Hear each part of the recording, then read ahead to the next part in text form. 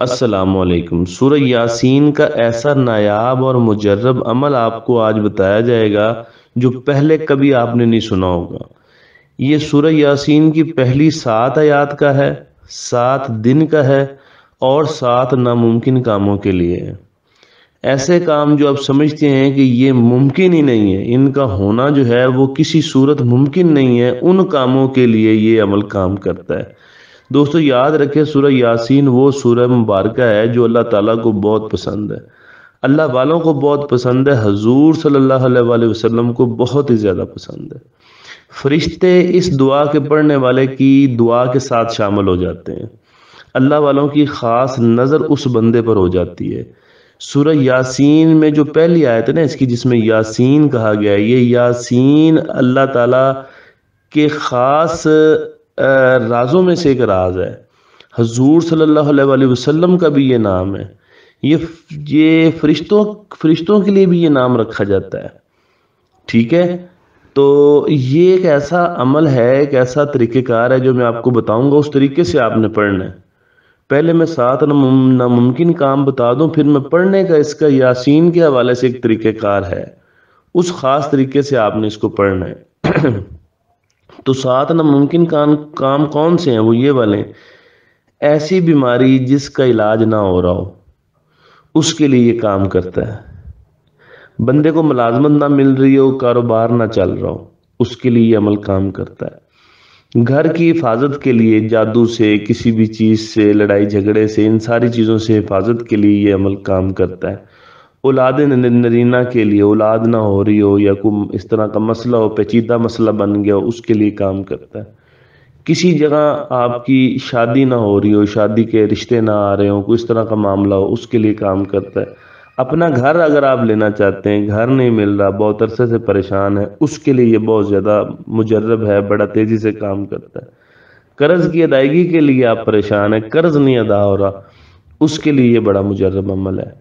کرنے کا طریقہ اس کا یہ ہے کہ جب آپ اس کو درود پاک پڑھ کے، بسم اللہ پڑھ کے آپ اس کو شروع کریں گے، آپ کہیں گے نا یاسین، تو آپ نے یاسین کو تھوڑا سا زیادہ لمبا کھینچنا ہے، یاسین۔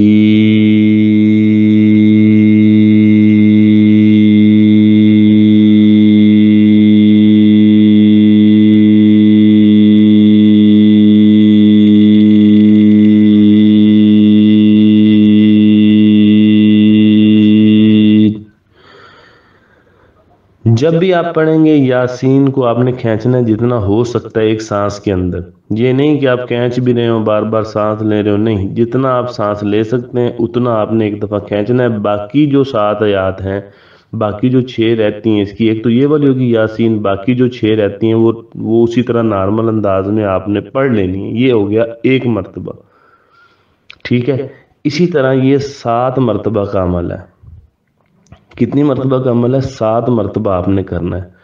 اچھا، اب کرنا کیا ہے؟ اس کے لیے گیلی روئی ہونی چاہیے، سامنے گیلی روئی رکھ لینی۔ پہلی دفعہ یہ اس طرح کر کے پڑھا اور وہ باقی جو آیات ہیں وہ پڑھ لیں، یہ 1 دفعہ ہو گیا، 2 دفعہ، 3 دفعہ، 4 دفعہ، 5، 6، 7 دفعہ آپ نے پڑھ لینا ہے۔ گیلی روح سامنے رکھ لینی ہے، یعنی زیادہ بھی گیلی نہ ہو، مثلا گیلا کر کے اس کو نچوڑ لینا ہے، بس وہ جو گیلی روئی ہے نا وہ آپ کے پاس ہو، آپ کے ہاتھ میں ہو، اسے پڑھ لینا ہے۔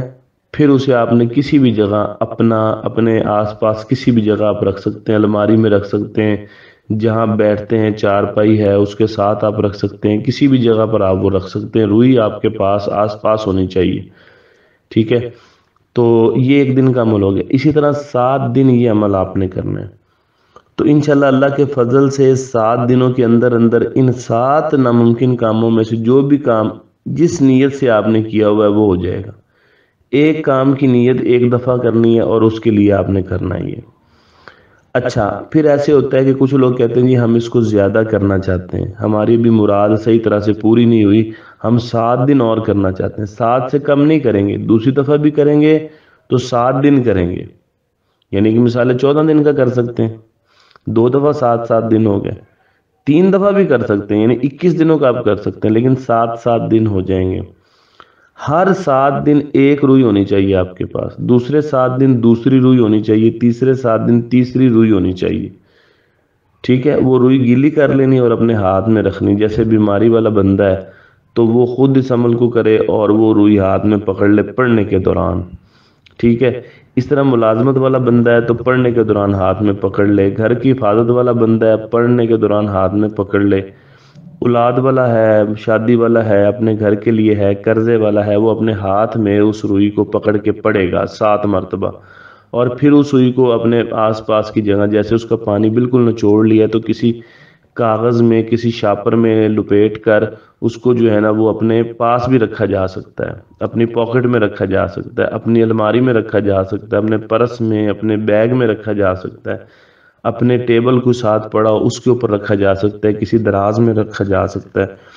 تو وہ آپ کسی بھی جگہ جو ہے نا وہ آپ اس کو رکھ سکتے ہیں آس پاس، یعنی آپ کے کمرے میں، آپ کے گھر میں، جہاں بھی آپ کو ضروری ہو وہ رکھ دینا ہے آپ نے، یعنی وہ کام کرے گی وہ چیز جو ہے۔ تو یہ وہ عمل ہے کہ جس کی برکت سے آپ یہ سمجھیں کہ آپ کے 7 ناممکن کاموں میں سے کوئی بھی کام جو آپ نے لیا وہ ہو جائے گا۔ دوسری بات وہ یہ ہے کہ میرا تعلق آپ کو جیسے پتہ ہے کہ نفسیات اور روحانیت دونوں کے ساتھ ہے۔ میں مراقبات سکھاتا بھی ہوں، روحانیت سکھاتا بھی ہوں، یہ کورسز سارے ہپنوسس کے باقی چیزوں کے کرواتا ہوں، ہپنوٹائز کرتا بھی ہوں، ہپنو تھراپی میری اسپیشلٹی ہے۔ تو جو لوگ ہپناٹزم کو سیکھنا چاہتے ہیں، روحانیت کو سیکھنا چاہتے ہیں، مراقبے کو علم کو سیکھنا چاہتے ہیں تو ہماری کلاسیں آن لائن ہوتی ہیں، وہ آپ گھر بیٹھے لے سکتے ہیں۔ تو اگر آپ نے ادھر جوائننگ دینی ہو تو نمبر دیا گیا ہے، وہاں پہ آپ رابطہ کر سکتے ہیں۔ بہت شکریہ۔